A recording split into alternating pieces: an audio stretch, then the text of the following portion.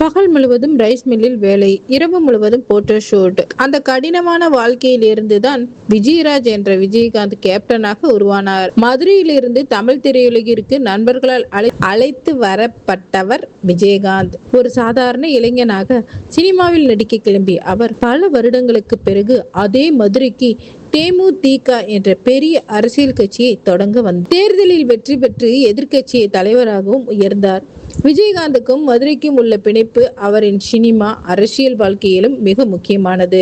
மதுரை திருமங்கலம் பகுதியில் 1952 ஆகஸ்ட் 25 பிறந்தார் விஜயகாந்த். அவர் மேலமாசி வீதியில் குடும்பத்துடன் வாழ்ந்தார். அவரது தந்தை அழகர்சாமி கீரைத்துறை பகுதியில் ரைஸ் மில் நடத்தி வந்தார். காலையில் ரைஸ் மில்லில் வேலை செய்த அவர் இரவு நேரங்களில் நண்பர்களுடன் சுற்றி திரிந்தார்.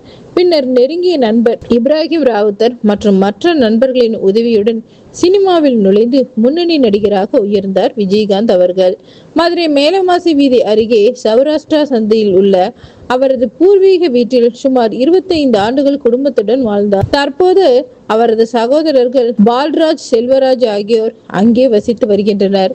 அவரது தம்பி செல்வராஜ் விஜயகாந்த் அவர்கள் தனது சகோதரர் செல்வராஜ் அவர்களின் மகளின் திருமணத்திற்கு பிறகு விஜயகாந்தை சந்தித்து ஆசீர்வாதம் பெற்றதாகவும் தனது மருமகனை பார்த்து சூப்பர் மாப்பிள்ளை என்று அன்பாக கூறியதாகவும் நினைவு கூறுகிறார்.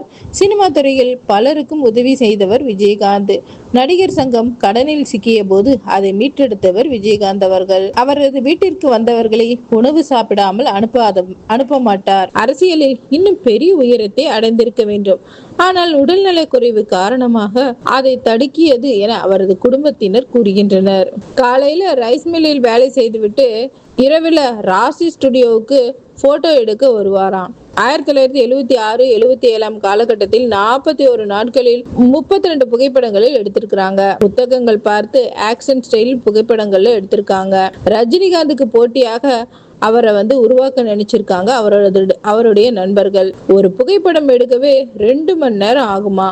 சரியா வரவில்லை என்றால் மீண்டும் முழு லைட்டிங் எடுப்பாங்களாம். 8000 வாட்ஸ் பல்பு வெப்பத்தையும் தாங்கி முழு ஒத்துழைப்புடன் உழைத்திருக்கிறாரு விஜயகாந்த். அந்த உழைப்பின் பின்னணியில் அவரை ஹீரோவாக மாற்ற வேண்டும் என்று இப்ராஹிம் ராவுத்தரின் முயற்சியும் இருந்திருக்குது. விஜயகாந்த் அவரோட நண்பர்களோட 15 பேரோட சேர்ந்து மதுரை முழுவதும் சுற்றி இருக்கிறாரு. அவருக்கு ஆரம்பத்துல சினிமாவில் நடிக்கவே ஆசை இல்லையா. மார்சக் பாய் என்பவர் தான் ரஜினிகாந்த் போல நீ இருக்கிற அப்படின்னு சென்னைக்கு அழைத்து போயிருக்கிறாங்க. அதற்கு பிறகுதான் 1978 இனிக்கும் இளமை படத்தின் மூலம் அறிமுகமாயிருக்காங்க. அதன் பிறகு தொடர்ந்து பல படங்களில் நடிச்சு முன்னணி நடிகராக உயர்ந்திருக்கிறாங்க. அவரது உயர்வுக்கு பிறகு அவர் மாறவில்லை. யாராவது கல்விக்காக உதவி கேட்டால் உடனே உதவி செய்வாராம்.